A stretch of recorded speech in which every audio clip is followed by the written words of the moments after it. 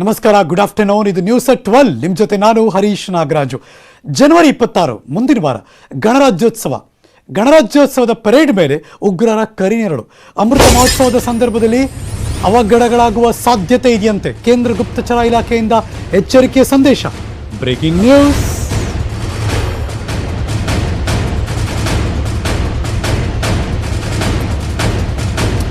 ಕೇಂದ್ರ ಗುಪ್ತಚರ ಇಲಾಖೆ ಎಚ್ಚರಿಕೆ ಕೊಟ್ಟಿದೆ. ಜನವರಿ 26 ಮುಂದಿನ ವಾರ ರಿಪಬ್ಲಿಕ್ ಡೇ, ಗಣರಾಜ್ಯೋತ್ಸವದ ಸಂದರ್ಭ ಪ್ರಧಾನಿ ಮೋದಿಯವರನ್ನ ಗುರಿ ಮಾಡಿಕೊಂಡು ದಾಳಿ ಮಾಡುವ ಸಂಭವ ಇದೆ ಅಂತ. ಈ ಬಾರಿ ವಿದೇಶಿ ಗಣ್ಯರಿಗೆ ಆಹ್ವಾನ ಕೊಟ್ಟಿಲ್ಲ. ಗಣರಾಜ್ಯೋತ್ಸವಕ್ಕೆ ಆಹ್ವಾನ ಕೊಟ್ಟಿರೋದು ಇದೆ. ಕಜಕಿಸ್ತಾನ್, ಕಿರ್ಗಿಸ್ತಾನ್, ತಜಿಕಿಸ್ತಾನ್ ನಾಯಕರು ಟಾರ್ಗೆಟ್ ಆಗಿದ್ದಾರೆ. Lashkar e Taiba, the resistance force, Jaish e Mohammed, Harkat ul Mujahideen, Hizbul Mujahideen ಗುಂಪುಗಳಿಂದ ದಾಳಿ ನೀಡುವ ಸಾಧ್ಯತೆ ಇದೆ ಅಂತ ಹೇಳಿದೆ. ಈ ಬಾರಿಯ ಪರೇಡ್ನಲ್ಲಿ ಭಾಗವಹಿಸ್ತಾರೆ ಕಜಕಿಸ್ತಾನ್, ಕಿರ್ಗಿಸ್ತಾನ್, ತಜಿಕಿಸ್ತಾನ್, ತುರ್ಕ್ಮೇನಿಸ್ತಾನ್,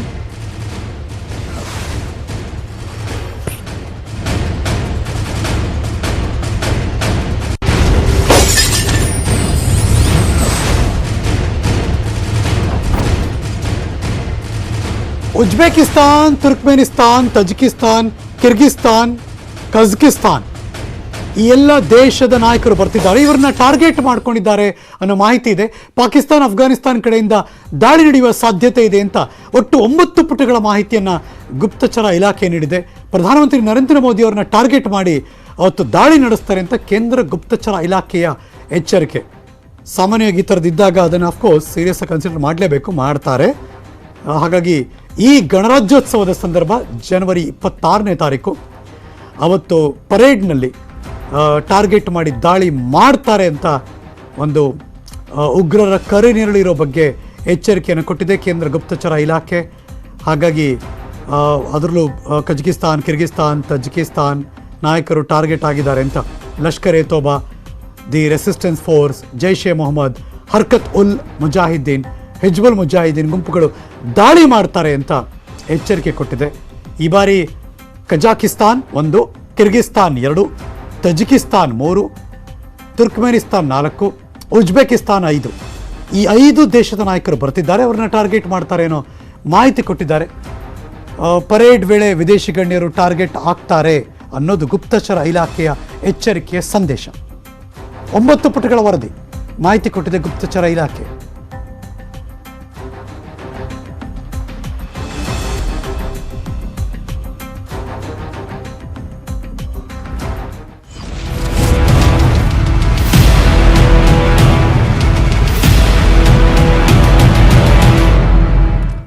ಬೆಂಗಳೂರಿನಲ್ಲಿ ಕೊರೋನಾ ಸೋಂಕು ಇಳಿಕೆ ಹಿನ್ನೆಲೆಯಲ್ಲಿ ಹೋಮ್ ಐಸೋಲೇಷನ್ 10 ದಿನ ಇತ್ತಲ್ಲ, ಈಗ ಅದು ಕಡಿಮೆ ಆಗ್ತಾ ಇದೆ. ಹೆಚ್ಚು ಮಂದಿ ಗುಣಮುಖರಾಗ್ತಿದ್ದಾರೆ. ಹಾಗಾಗಿ ಹೋಮ್ ಐಸೋಲೇಷನ್ ಅವಧಿ 7 ದಿನಕ್ಕೆ ಇಳಿಸಿದ್ದಾರೆ. Breaking news.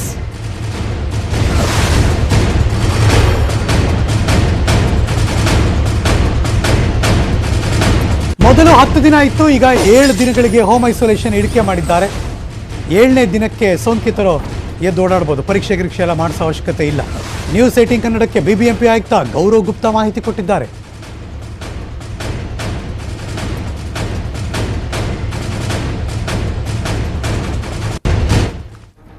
ಕೊರೋನಾ 3ನೇ ಅಲೆ ಅಬ್ಬರ ಇಳಿಕೆ ಆಗ್ತಾ ಇದೆ. ಆಂಟಿಬಯೋಟಿಕ್ ಟ್ರೀಟ್ಮೆಂಟ್ ಕೈಬಿಟ್ಟಿದೆ ಬಿಬಿಎಂಪಿ. ಐವರ್ ಮೆಕ್ಟಿನ್ ಔಷಧಿಯನ್ನು ಕೈಬಿಟ್ಟಿದೆ ಬಿಬಿಎಂಪಿಯವರು. Breaking news.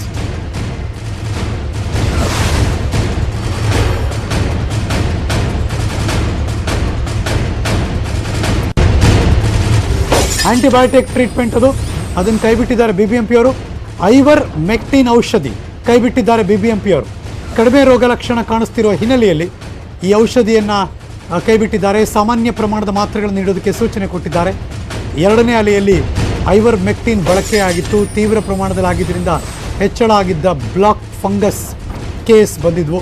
ಈ ಬಾರಿ ರೋಗ ಲಕ್ಷಣ ಕ್ಷೀಣ ಆಗಿದೆ, ಜೊತೆಗೆ ವ್ಯಾಕ್ಸಿನೇಷನ್ ಆಗಿರೋದ್ರಿಂದ ಐವರ್ ಮೆಕ್ಟಿನ್ ಔಷಧಿ ಕೊರೋನಾ ಟ್ರೀಟ್ಮೆಂಟ್ ಲಿಸ್ಟಿಂದ ಕೈಬಿಟ್ಟಿದೆ ಬಿಬಿಎಂಪಿ. ಮತ್ತಷ್ಟು ಮಾಹಿತಿ ನನ್ನ ಸಹೋದ್ಯೋಗಿ ಆಶಿಕ್ ಮುಲ್ಕಿ ದೂರವಾಣಿ ಸಂಪರ್ಕದಲ್ಲಿ. Good afternoon Ashiq. Very good afternoon Harish Nagaraj. ಏನಿದು ಬಿಬಿಎಂಪಿಯ ನಿರ್ಧಾರ? ಹೌದು, ಇದು ಬಹಳ ಸೂಕ್ತವಾಗಿರುವ ನಿರ್ಧಾರ ಅಂತಾನೆ ಈಗ ಏನು ತಜ್ಞರ ವಲಯದಲ್ಲಿ ಚರ್ಚೆ ಆಗ್ತಾ ಇರುವಂತದ್ದು.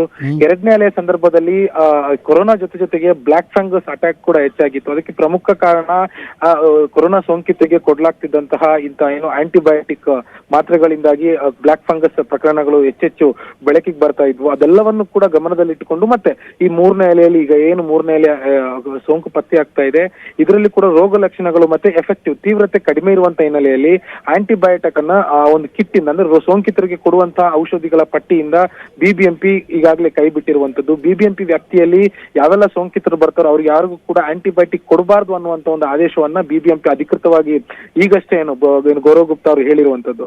ಅಂದ್ರೆ ಈ ಐವರ್ಮೆಕ್ಟಿನ್ ಅನ್ನುವಂತ ಆಂಟಿಬಯೋಟಿಕ್ ಟ್ಯಾಬ್ಲೆಟ್ ಏನಿದೆ, ಇದು ರೋಗ ನಿರೋಧಕ ಶಕ್ತಿಯನ್ನ ಹೆಚ್ಚು ಮಾಡುವಂತ ಒಂದು ಮಾತ್ರೆ. ಹೀಗಾಗಿ ಈ ಮಾತ್ರೆ ಸದ್ಯಕ್ಕೆ ಬಳಸುವಂತ ಅಗತ್ಯ ಇಲ್ಲ. ಮತ್ತೆ ಈ ಒಂದು ಕೊರೋನಾ ಸೋಂಕಿನಿಂದ ಹೆಚ್ಚು ಗಾಢವಾಗಿರುವಂತಹ ಯಾವುದೇ ಹೊಡೆತಗಳು ಸೋಂಕಿತರ ದೇಹಕ್ಕೆ ಬೀಳ್ತಾ ಇಲ್ಲ. ಹೀಗಾಗಿ ಈ ಮಾತ್ರೆ ಅಗತ್ಯ ಇಲ್ಲ ಅಂತ ಈಗ ಈ ಪಾಲಿಕೆ ನಿರ್ಧಾರಕ್ಕೆ ಬಂದಿರುವಂತದ್ದು. ಕೇವಲ ಐವರ್ಮೆಕ್ಟಿನ್ ಮಾತ್ರ ಅಲ್ಲ, ಈ ಒಂದು ಕಿಟ್ ನಲ್ಲಿ ಮತ್ತಷ್ಟು ಬೇರೆ ಬೇರೆ ಮಾತ್ರೆಗಳು ಕೂಡ ಇದಾವೆ. ಅಂದ್ರೆ ಡೆಕ್ಸ್ಟ್ರಾಮೆಥ್ರೋಫನ್ ಇದೆ, ಆಮೇಲೆ ಡಾಕ್ಸಿಫೈಡ್ಸ್ ಇದೆ.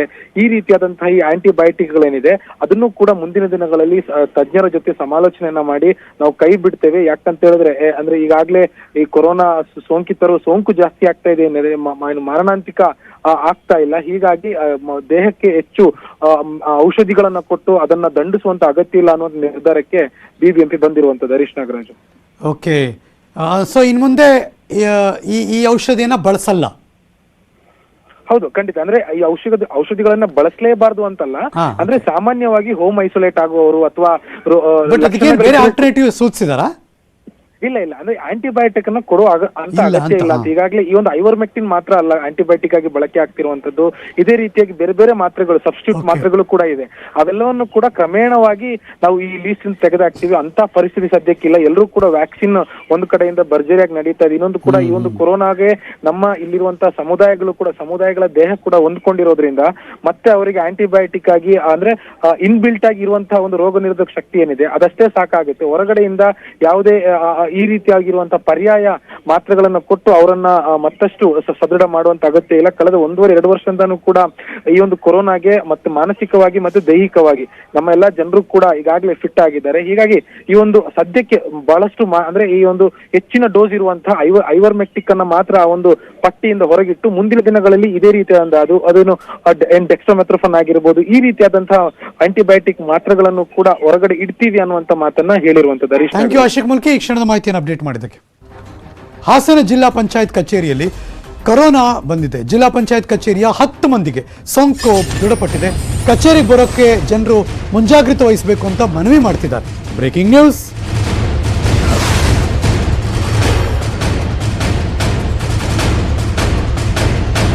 ಹಾಸನ ಜಿಲ್ಲಾ ಪಂಚಾಯತ್ ಕಚೇರಿಯಲ್ಲಿ ಕೊರೋನಾ ಬಂದಿದೆ, ದೃಢಪಟ್ಟಿದೆ. 10 ಜನಕ್ಕೆ ಕೊರೋನಾ ಬಂದಿದೆ. ಯಾರ್ಯಾರು ಕಚೇರಿಗೆ ಬರ್ತಿರೋ ಮುಂಜಾಗ್ರತೆ ವಹಿಸಬೇಕು ಅಂತ ಮನವಿ ಮಾಡಿದ್ದಾರೆ. ಜಿಲ್ಲಾ ಪಂಚಾಯತ್ ಸಿಇಒ ಕಾಂತರಾಜ್ ಮನವಿ ಮಾಡಿಕೊಂಡಿದ್ದಾರೆ. ಹಾಸನದಿಂದ ಚಿತ್ರದುರ್ಗದಲ್ಲಿ ಪೊಲೀಸರಿಗೆ ಕೊರೋನಾ ಅಟ್ಯಾಕ್ ಆಗಿದೆ. ಚಳ್ಳಕೆರೆ ಪೊಲೀಸ್ ಠಾಣೆಯ 7 ಜನ ಪೊಲೀಸರಿಗೆ ಕೊರೋನಾ ಪಾಸಿಟಿವ್. Breaking news.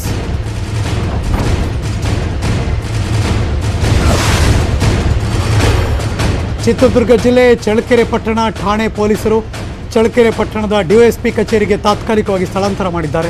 ನೀವು ನೋಡ್ತಿದ್ದೀರಾ, ಬ್ಯಾರಿಕೇಡ್ ಕ್ಲೋಸ್ ಮಾಡಿದ್ರು. ಈ ಪೊಲೀಸ್ ಸ್ಟೇಷನ್ ಈಗ ಕಾರ್ಯನಿರ್ವಹಿಸುವುದಿಲ್ಲ.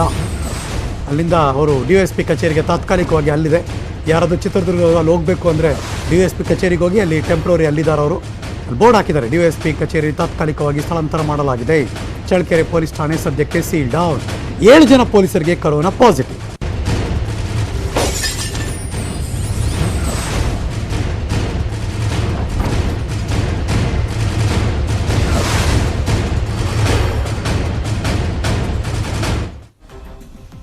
ಇನ್ನು ಬೆಂಗಳೂರಿನ ಬಿಎಂಟಿಸಿ ಸಿಬ್ಬಂದಿಗೆ ಒಕ್ಕರಿಸಿದೆ ಕೊರೋನಾ.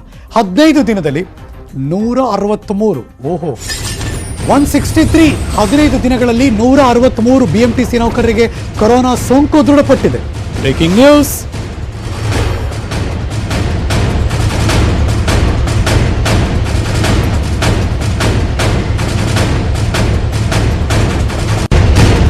ಬಿಎಂಟಿಸಿ ನೌಕರರಿಗೆ ಸೋಂಕು ಬಂದಿದೆ. ಬಿಎಂಟಿಸಿ ಡಿಪೋಗಳಲ್ಲಿ ಆರೋಗ್ಯ ಕೇಂದ್ರ ಸ್ಥಾಪನೆ ಮಾಡಿದ್ದಾರೆ.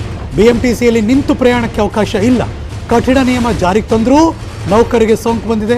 BMTC ಬಸ್ನಲ್ಲಿ ಸಂಚರಿಸೋಕೆ ಈಗ ಜನ ಯೋಚನೆ ಮಾಡ್ತಿದ್ದಾರೆ, ಯಾಕೆ ಬೇಕಪ್ಪ ಮತ್ತೆ ಹೋಗಿ ಹತ್ತಿಸ್ಕೊಂಡು ನಾವು ಕೊರೋನಾ ತೊಗೊಂಬರೋದು ಅನ್ನುವಷ್ಟರ ಮಟ್ಟಿಗೆ.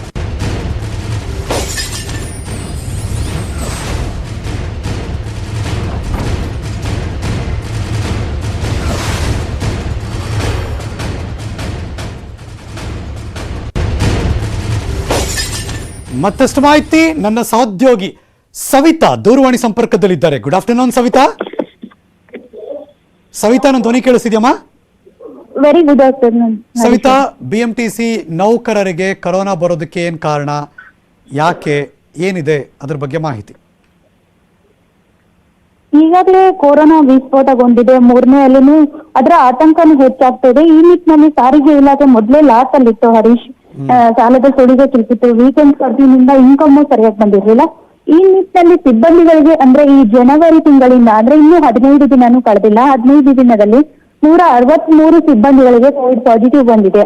ಅಂದ್ರೆ ಯಾವ ರೀತಿ ಅನ್ನೋ ಪ್ರಶ್ನೆ ಕಾಡ್ತಾ ಇದೆ. ಅಂದ್ರೆ ಸಾರಿಗೆ ಇಲಾಖೆ ನೌಕರರಿಗೆ ಸೇಫ್ಟಿ ಇಲ್ವಾ ಅನ್ನೋ ಪ್ರಶ್ನೆ ಕಾಡ್ತಾ ಇದೆ. ಸೊ ಈ ನಿಟ್ಟಿನಲ್ಲಿ ಮೇಲ್ನೋಟಕ್ಕೆ ನೋಡ್ತಾ ಹೋದ್ರೆ ಸಾರಿಗೆ ಇಲಾಖೆಯ ನೌಕರರು ಕೋವಿಡ್ ರೂಲ್ಸ್ ನ ಫಾಲೋ ಮಾಡ್ತಾ ಇಲ್ವಾ ಅಥವಾ ಮಾಸ್ಕ್ ಹಾಕ್ತಾ ಇಲ್ವಾ ಅನ್ನೋ ಪ್ರಶ್ನೆ ಕಾಡ್ತಾ ಇದೆ. ಸದ್ಯ ಸಾರಿಗೆ ಇಲಾಖೆಯಲ್ಲಿ ಕೆಲಸ ಮಾಡ್ತಿರೋ ಪ್ರತಿಯೊಬ್ಬ ಸಿಬ್ಬಂದಿಗಳಿಗೆ ಡಬಲ್ ಡೋಸ್ ಕಡ್ಡಾಯ ಮಾಡಲಾಗಿದೆ. ಅಂದ್ರೆ ಪ್ರತಿಯೊಬ್ಬರು ಡಬಲ್ ಡೋಸ್ ವ್ಯಾಕ್ಸಿನ್ ಪಡೆದೇ ಇರಬೇಕು. ಆದ್ರೂ ಈ ನಿಟ್ಟಿನಲ್ಲಿ ಸಾಮಾಜಿಕ ಅಂತರ ಅನ್ನೋದಿಲ್ವಾ ಅಥವಾ ಮಾಸ್ಕ್ ಹಾಕಲ್ವಾ ಅನ್ನೋ ಪ್ರಶ್ನೆ ಕಾಡ್ತಾ ಇದೆ. ಯಾರು ಸೀರಿಯಸ್ ಆಗಿ ಏನಿಲ್ವಾ ಆತರ? ಹರೀಶ್, ಯಾರು ಸೀರಿಯಸ್ ಆಗಿಲ್ವಾ ಹೆಲ್ತ್ ಇಶ್ಯೂನಲ್ಲಿ? ಇಲ್ಲ ಹರೀಶ್, ಯಾವುದೇ ಅಂತಹ ಸೀರಿಯಸ್ ಪತ್ತೆ ಆಗಿಲ್ಲ. ಆದ್ರೆ 163 ಜನರಿಗೆ ಅಂದ್ರೆ ಈ ಕಳೆದ 15 ದಿನದಲ್ಲಿ 163 ಸಿಬ್ಬಂದಿಗಳಿಗೆ ಕೋವಿಡ್ ಪಾಸಿಟಿವ್ ಬಂದಿದೆ. ಇನ್ನೊಂದ್ ಕಡೆ ಸಾರಿಗೆ ಇಲಾಖೆ MD ಅವರು ಹೇಳ್ತಾರೆ, ಅಂದ್ರೆ ವಾರದ ರಜೆ, ಅವ್ರಿಗೆ ಒಂದು ವಾರದ ರಜೆ ನೀಡ್ತೀವಿ. ಅವರ ರಜೆಯಲ್ಲಿರುವುದನ್ನು ನಾವು ಯಾವುದೇ ರಜೆ ಕಟ್ ಮಾಡಲ್ಲ, ಅವರ ಹೆಲ್ತ್ಗಾಗಿ ಒಂದು ವಾರ ಮೀಸಲಿಡ್ತೀವಿ ಅಂತ ಹೇಳಿದ್ದಾರೆ Harish. Thank you so much Savita, ಈ ಕ್ಷಣದ ಮಾಹಿತಿಯನ್ನು ಅಪ್ಡೇಟ್ ಮಾಡಿದ್ದಕ್ಕೆ. ಯಾದಗಿರಿ ನಗರದ APMC ಮಾರುಕಟ್ಟೆಯಲ್ಲಿ ಕೊರೋನಾ ರೂಲ್ಸ್ ಬ್ರೇಕ್ ಆಯಿತು. ಜಿಲ್ಲಾಡಳಿತ ಆದೇಶ ಲೆಕ್ಕಕ್ಕೆ ಇಲ್ಲ. ಅಲ್ಲಿ ಕುರಿ ಸಂತೆ ಮಾಡಿದ್ರು. ಸಂತೆ ಅಂದಮೇಲೆ ಕೇಳಬೇಕಾ, ಜನಜಾತ್ರೆ, ಕುರಿ ಜಾತ್ರೆ.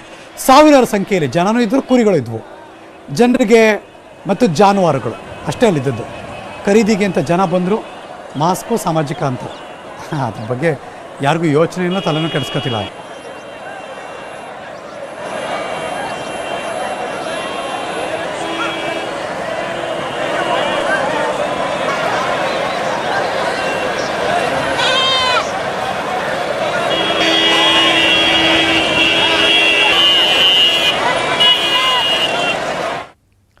ನ್ಯೂಸ್ ಮುಂದುವರಿತೆ. ಒಂದು ಚಿಕ್ಕ ಬ್ರೇಕ್ ಆದ್ಮೇಲೆ ಎಲ್ಲೂ ಹೋಗದೆ ಕಾಯ್ತಾ ಇರಿ.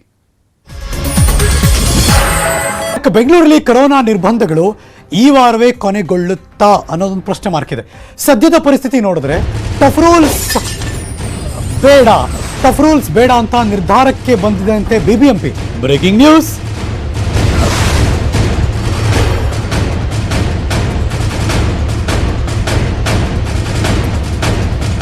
ಜನರಿಗೆ ಸ್ವಲ್ಪ ರಿಲೀಫ್ ಕೊಡೋದ್ರ ಬಗ್ಗೆ BBMP ಸರ್ಕಾರಕ್ಕೆ ಪ್ರಸ್ತಾವನೆ ಸಲ್ಲಿಸ್ತಾ ಇದೆಯಂತೆ. ಸಭೆಯಲ್ಲಿ ತಜ್ಞರ ಅಭಿಪ್ರಾಯದಂತೆ ತೀರ್ಮಾನ. BBMP ಮುಖ್ಯ ಆಯುಕ್ತ ಗೌರವ್ ಗುಪ್ತಾ ಇದ್ರ ಬಗ್ಗೆ ಮಾತಾಡಿದ್ದಾರೆ. Breaking news.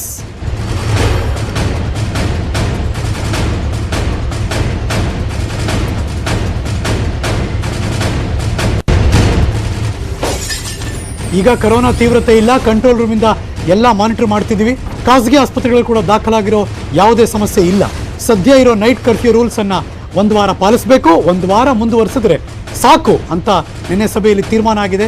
BBMP ಮುಖ್ಯ ಆಯುಕ್ತ ಗೌರವ್ ಗುಪ್ತಾ ಇದ್ರ ಬಗ್ಗೆ ಹೇಳಿಕೆ ಕೊಟ್ಟಿದ್ದಾರೆ.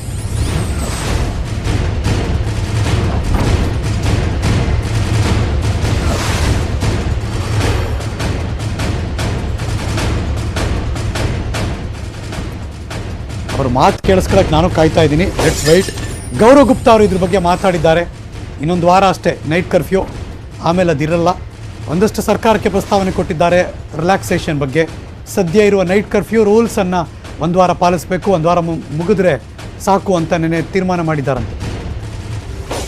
ದೂರವಾಣಿ ಸಂಪರ್ಕದಲ್ಲಿ ಆಶಿಕ್ ಮುಲ್ಕಿ, ನಮ್ಮ BBMP ಆಯುಕ್ತರ ಮಾತು ಆಮೇಲೆ ಕೇಳೋಣ. Good afternoon Ashik. Yes, very good afternoon Harish. So Bengaluru ಜನಕ್ಕೆ ಒಂದು ಗುಡ್ ನ್ಯೂಸ್ ಇದು.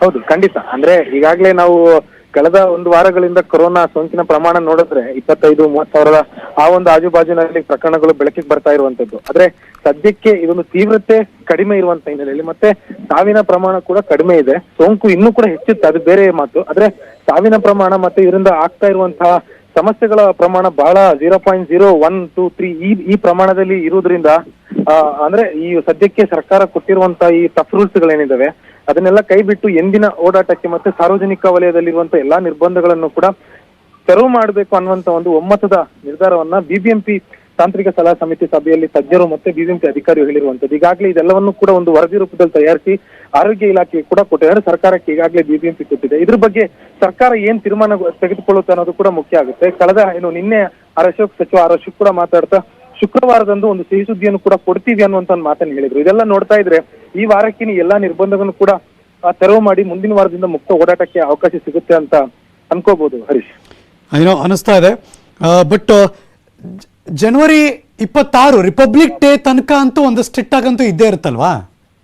ಹೌದು, ಖಂಡಿತ. ಅಂದ್ರೆ ಈ ದೊಡ್ಡ ಮಟ್ಟದ ಮಾಸ್ ಗ್ಯಾದರಿಂಗ್ ಎಲ್ಲೆಲ್ಲಿರುತ್ತೋ ಆಗ್ಲೆಲ್ಲ ಕೂಡ ಮತ್ತಷ್ಟು ಒಂದಿಷ್ಟು ಕಠಿಣ ರೂಲ್ಸ್ ಗಳನ್ನ ಜಾರಿ ಮಾಡ್ಲೇಬೇಕಾಗುತ್ತೆ.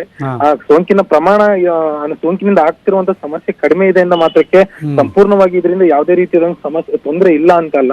ಅಂದ್ರೆ ಮುಂದಿನ ದಿನಗಳಲ್ಲಿ ಎಲ್ಲೆಲ್ಲ ಈಗ ಹಬ್ಬಗಳು ಬಂದಾಗ ಒಂದು ವಿಶೇಷ ಗೈಡ್ಲೈನ್ಸ್ ಗಳ ಅಗತ್ಯ ಇರುತ್ತೆ, ಅಥವಾ ಇನ್ನೇನು ಸಾರ್ವಜನಿಕ ಸಭೆಗಳಿಗೆ ಸೇರ್ಬೇಕು ಅಂದ್ರೆ ಒಂದಿಷ್ಟು ಗೈಡ್ಲೈನ್ಸ್ ಇದ್ದೇ ಇರುತ್ತೆ. ಆದ್ರೆ ಈ ಸಾರ್ವಜನಿಕ ವಲಯದಲ್ಲಿ ಓಡಾಡುವಂತ ಮುಕ್ತ ಜನರಿಗೆ ಮುಕ್ತ ಅವಕಾಶವಂತೂ ಖಂಡಿತ ಮುಂದಿನ ವಾರದಿಂದ ಸಿಗುವಂತ ಈ ಕ್ಷಣದ ಮಾಹಿತಿಯನ್ನು ಅಪ್ಡೇಟ್ ಮಾಡಿದ್ದಕ್ಕೆ. ಮುಂದಿನ ನ್ಯೂಸ್ ಅಲ್ಲಿ ಅವ್ರು ಏನ್ ಮಾತಾಡಿದ್ರು ಅಂತ ತೋರಿಸ್ತೀನಿ ನಾನು. Let's move on. ರಸ್ತೆ ಕಾಮಗಾರಿಗಾಗಿ ಶಿರಾಡಿ ಘಾಟ್ ಬಂದ್ ಮಾಡೋ ವಿಚಾರ 6 ತಿಂಗಳು ಬಂದ್ ಮಾಡಬೇಕು ಅಂತ ಕಂಪನಿ ಮನವಿ ಮಾಡಿದೆ.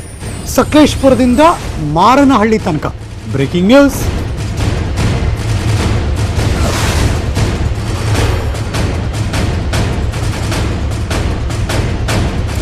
ಸುಮಾರು 6.5 ವರ್ಷಗಳಿಂದ ನಡೀತಿರುವಂತಹ ಕಾಮಗಾರಿ ಕೇವಲ 31% ಮಾತ್ರ ಕಾಮಗಾರಿ ಮುಗಿದಿದೆ. ಇದೀಗ 6 ತಿಂಗಳು ಶಿರಾಡಿ ಘಾಟ್ ರಸ್ತೆ ಬಂದ್ಗೆ ವಿರೋಧ ಕೂಡ ವ್ಯಕ್ತ ಆಗ್ತಾ ಇದೆ. ಈ ಹಿನ್ನೆಲೆಯಲ್ಲಿ ಡಿಸಿ ಕಚೇರಿಯಲ್ಲಿ ಮಹತ್ವದ ಸಭೆ ಇವತ್ತು. ಡಿಸಿ ಜಿಲ್ಲಾಧಿಕಾರಿಗಳು, ಸಂಸದರು, ಆ ಭಾಗದ ಶಾಸಕರು ಎಲ್ಲರೂ ಕೂಡ ಭಾಗಿಯಾಗ್ತಿದ್ದಾರೆ. ಗುತ್ತಿಗೆದಾರರ ಕಂಪನಿ ಜೊತೆ ಮಹತ್ವದ ಚರ್ಚೆ ಕೂಡ ಇದೆ. ಮೊದಲು ಹಾಸನದಿಂದ ಸಕಲೇಶ್ಪುರ ತನಕ ರಸ್ತೆ ಕಾಮಗಾರಿ ಮುಗಿಸಬೇಕು ಅಂತ ಸಭೆಯಲ್ಲಿ ಆಗ್ರಹಿಸ್ತಾರೆ. ಹಾಸನದಿಂದ ಸಕಲೇಶ್ಪುರ ನೇರ ರಸ್ತೆಯ ಕಾಮಗಾರಿಯನ್ನೇ 6.5 ವರ್ಷದಿಂದ ಮಾಡಲಾಗ್ತಾ ಇದೆ. ಇನ್ನು ಶಿರಾಡಿ ಘಾಟ್ನಲ್ಲಿ ಹೇಗೆ 6 ತಿಂಗಳಲ್ಲಿ ಮಾಡ್ತೀರಿ ಅಂತ ಪ್ರಶ್ನೆ. ಪಾಯಿಂಟ್, ಇದು ಕೇವಲ ದುಡ್ಡು ಹೊಡೆಯೋ ಪ್ಲಾನ್ ಅಷ್ಟೇ. ಕಾಮಗಾರಿ ಮಾಡೋದಾದ್ರೆ ಮೊದಲು ಹಾಸನದಿಂದ ಸಕಲೇಶ್ಪುರ ರಸ್ತೆ ಮಾಡಲಿ, ಇಲ್ವಾದರೆ ಈ ರಸ್ತೆ ಕಾಮಗಾರಿ ಅವಕಾಶ ನೀಡೋದಿಲ್ಲ ಅಂತ ಆಕ್ರೋಶ ಇದೆಯಂತೆ. ವಾಸ್ತವತೆ ತಿಳಿಯೋದಕ್ಕೆ ಇದೇ 20ರಂದು ಸ್ಥಳ ಪರಿಶೀಲನೆ ಮಾಡೋದಕ್ಕೆ ಜಿಲ್ಲಾಡಳಿತ ನಿರ್ಧಾರ ಮಾಡಿದ್ದಾರೆ. Okay. Yes, sir. Let us take it from 5% to 15%. Not take it much. No, this problem arise, but you neglected it. You didn't take it. Today you are trying to gain confidence because your work has to be done. There will be days.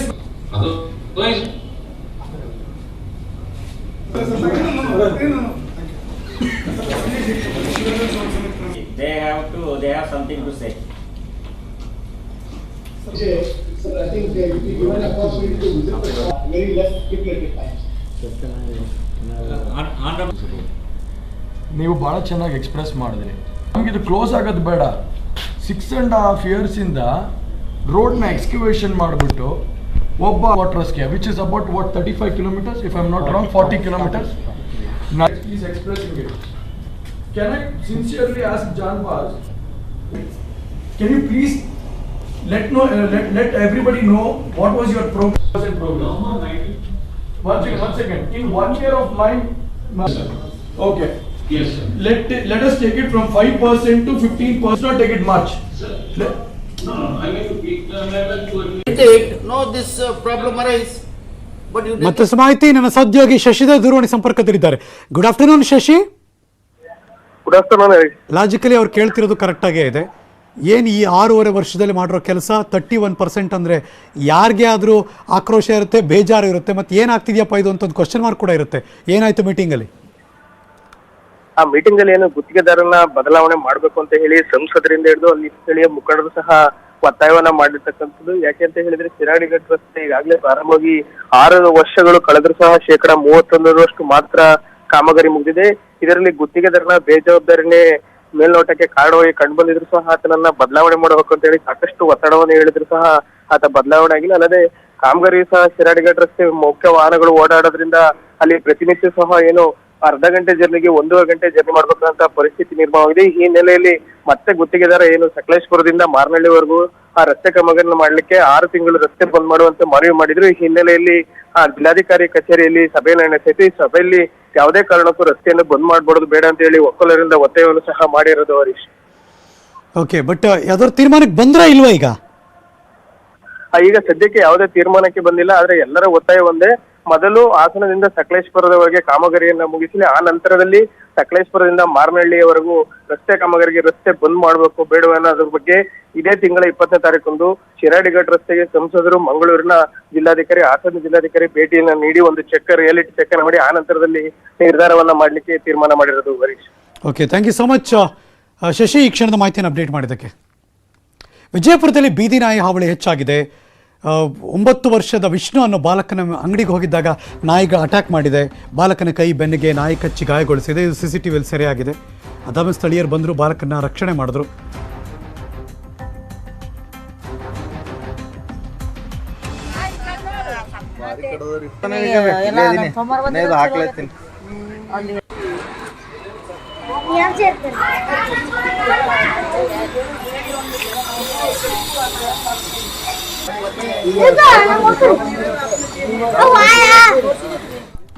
News ಮುಂದುವರಿತೆ. ಒಂದು break ಆದ್ಮೇಲೆ ಎಲ್ಲೂ ಹೋಗದೆ ಕಾಯ್ತಾ ಇರಿ.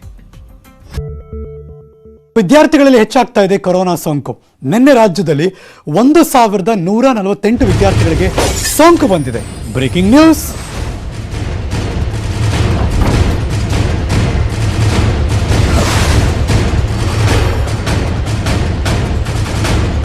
ವಿದ್ಯಾರ್ಥಿಗಳಿಗೆ ಸೋಂಕು ಹಬ್ಬಿದೆ. 138ಕ್ಕೂ ಹೆಚ್ಚು ಶಿಕ್ಷಕರಿಗೆ ಕೊರೋನಾ ಪಾಸಿಟಿವ್. 1148 ವಿದ್ಯಾರ್ಥಿಗಳಿಗೆ ಕೊರೋನಾ ಪಾಸಿಟಿವ್. ಹಾಸನ ಜಿಲ್ಲೆ 383 ವಿದ್ಯಾರ್ಥಿಗಳಿಗೆ ಕೊರೋನಾ ಪಾಸಿಟಿವ್. ತುಮಕೂರಲ್ಲಿ 182 ಮತ್ತು 54 ಶಿಕ್ಷಕರಿಗೆ ಕೋವಿಡ್ ಪಾಸಿಟಿವ್ ಆಗಿದೆ. ತುಮಕೂರು ಜಿಲ್ಲೆ 38 ಶಾಲೆಯಲ್ಲಿ ರಜೆ ಕೊಟ್ಟಿದ್ದಾರೆ. ಮೈಸೂರಲ್ಲಿ 36 ವಿದ್ಯಾರ್ಥಿಗಳು, 25 ಶಿಕ್ಷಕರು. ಶಿವಮೊಗ್ಗದಲ್ಲಿ 31 ವಿದ್ಯಾರ್ಥಿಗಳು, 10 ಜನ ಶಿಕ್ಷಕರು. ಕೋಲಾರದಲ್ಲಿ 66 ಮಕ್ಕಳು, 15 ಶಿಕ್ಷಕರು. ರಾಯಚೂರಿನಲ್ಲಿ 23 ವಿದ್ಯಾರ್ಥಿಗಳು, 6 ಶಿಕ್ಷಕರು. ನಂತರ ಮಾಡ್ತಾ ಇದ್ದೀನಿ, ನಿಮ್ಮ ಜಿಲ್ಲೆ ನೋಡ್ಕೊಂಬಿಡಿ. ಮಂಡ್ಯ ಮಳವಳ್ಳಿ 30 ಮಕ್ಕಳಿಗೆ ಕೊರೋನಾ ಪಾಸಿಟಿವ್. ರಾಯಚೂರಿನಲ್ಲಿ 23 ವಿದ್ಯಾರ್ಥಿಗಳು, 6 ಜನ ಶಿಕ್ಷಕರು. ಮಂಡ್ಯ ಮಳವಳ್ಳಿಯಲ್ಲಿ 30 ಮಕ್ಕಳಿಗೆ ಕೊರೋನಾ. ಇನ್ನು ಧಾರವಾಡದ ಕಡೆ ಹೋಗೋಣ. 122 ಮಕ್ಕಳು, 24 ಶಿಕ್ಷಕರು. ಬಳ್ಳಾರಿ ಭಾಗದಲ್ಲಿ 155 ವಿದ್ಯಾರ್ಥಿಗಳು ಸೋಂಕು ತಗುಲಿದೆ. ಉತ್ತರ ಕನ್ನಡ ಜಿಲ್ಲೆ 17 ವಿದ್ಯಾರ್ಥಿಗಳಿಗೆ ಕೊರೋನಾ ಪಾಸಿಟಿವ್. ಕೊಪ್ಪಳ 23 ವಿದ್ಯಾರ್ಥಿಗಳಿಗೆ ಕೊರೋನಾ ಪಾಸಿಟಿವ್. ಸೊ ಹಾಗಾಗಿ ಪ್ರತಿದಿನ 1000ಕ್ಕೂ ಹೆಚ್ಚು ಕೇಸ್ಗಳು ದಾಖಲಾಗ್ತಾ ಇದೆ, ಕೊರೋನಾ ಕೇಸ್ಗಳು. ರಾಜ್ಯದಲ್ಲಿ 1148 ವಿದ್ಯಾರ್ಥಿಗಳಿಗೆ ನಿನ್ನೆ ಕೊರೋನಾ ಪಾಸಿಟಿವ್.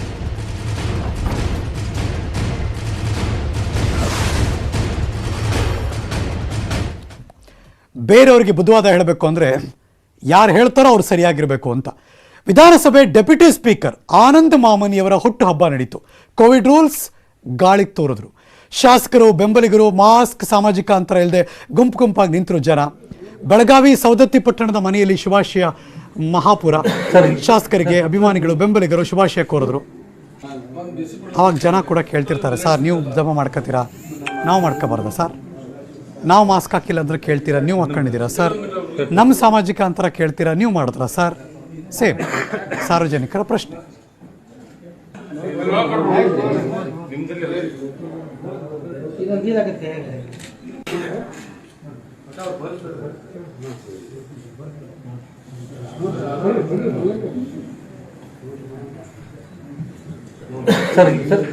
ಸರ್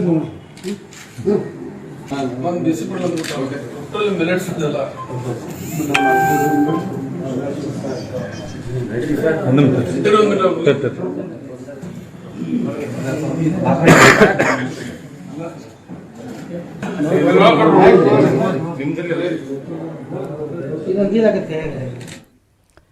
ಶ್ರಮ ಮತ್ತು ಏಕಾಗ್ರತೆ ಎಂಥ ಕೆಲಸವನ್ನು ಕೂಡ ಪರಿಪೂರ್ಣ ಮಾಡಿಬಿಡುತ್ತೆ. ನ್ಯೂಸ್ 18ನ ವಿಶೇಷ ಕಾರ್ಯಕ್ರಮ ಬೈಜೂಸ್ ಯಂಗ್ ಜೀನಿಯಸ್ ಸೀಸನ್ 2 ಇಂಥ ವಿಶೇಷ ಪ್ರತಿಭೆ ಹೊಂದಿರೋ ಮಕ್ಕಳನ್ನು ದೇಶದ ನಾನಾ ಕ್ಷೇತ್ರಗಳಿಂದ ಆಯ್ಕೆ ಮಾಡಿ ನಾವು ಪರಿಚಯ ಮಾಡ್ತಿದ್ವಿ. ಅದರ ಒಂದಷ್ಟು ಝಲಕ್ ಇಲ್ಲಿದೆ.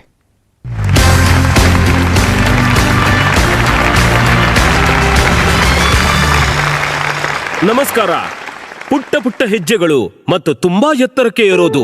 ಚಿಕ್ಕ ಪ್ರಾಯದಲ್ಲೇ ಇವರು ತಮ್ಮನ್ನ ಗುರುತಿಸ್ಕೋತಾರೆ. ಕಲೆ, ಆಟ, ಜ್ಞಾನ, ವಿಜ್ಞಾನ ಎಲ್ಲಾ ಕಡೆ ಪಸರಿಸ್ತಾರೆ. ಇವರು ಭಾರತದ ಯಂಗ್ ಜೀನಿಯಸ್. ನಾಳಿನ ಭಾರತವ ರೂಪಿಸ್ತಾರೆ. ಅದಕ್ಕಾಗಿ ಮತ್ತೊಮ್ಮೆ ಸಜ್ಜಾಗಿದೆ ಜೀನಿಯಸ್ ನ ಈ ವೇದಿಕೆ. Welcome to Byju's young genius season 2. Byju's young genius news 18 ನ ಒಂದು ಪ್ರಾರಂಭ.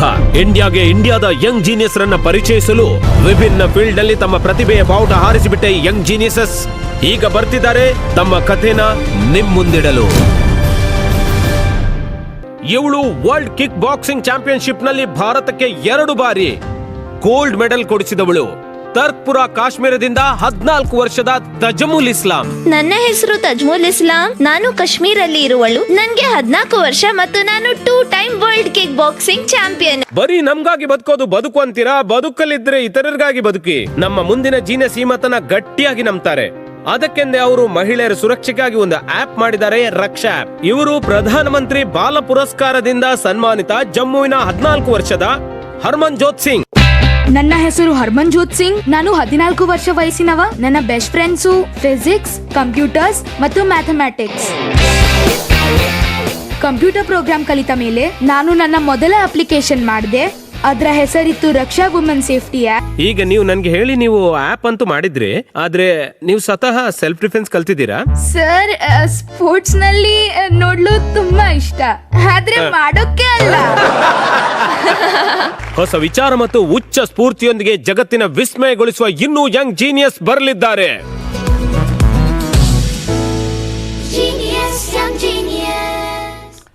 ಇಲ್ಲಿಗೆ ಈ ಕ್ಷಣದ ನ್ಯೂಸ್ ಮುಗಿಸಿ ನಾನು ಹೋಗಿ ಬರ್ತೀನಿ. ಮತ್ತೆ ಸಿಗ್ತೀನಿ ಮುಂದಿನ ಸುದ್ದಿಗಳಲ್ಲಿ. ಪಕ್ಕಾ ನ್ಯೂಸ್ಗೆ ನೀವು ಯಾವಾಗಲೂ ನೋಡ್ತಾ ಇರಿ ನ್ಯೂಸ್ 18 ಕನ್ನಡ. ಜಾಲ ನಮ್ಮದು, ಬಲ ನಿಮ್ಮದು.